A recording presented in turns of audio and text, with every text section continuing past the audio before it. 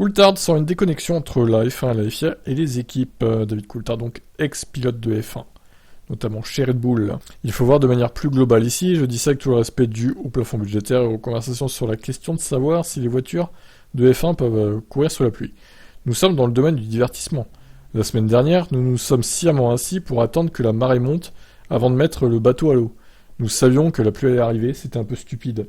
Et oui, ce qui s'est passé après la course garde les gens engagés et nous donne à tous quelque chose à raconter, mais en termes purement sportifs, c'est mauvais.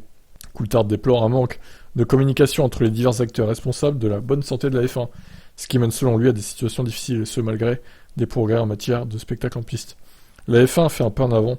Avec la nouvelle réglementation, les pilotes sont en mesure de courir plus près des uns et des autres. Nous assistons à de meilleures courses, ça n'a pas toujours été le cas historiquement dans un sport dominé par l'aéro.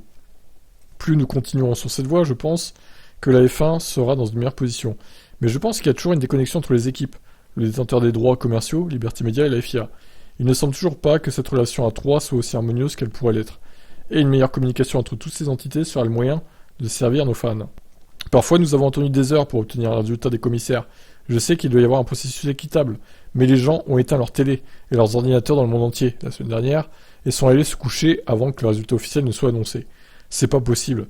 Quand le coup de sifflet retentit à la fin du temps réglementaire dans un match de foot, il n'y a pas d'appel par la suite sur le résultat. C'est tout.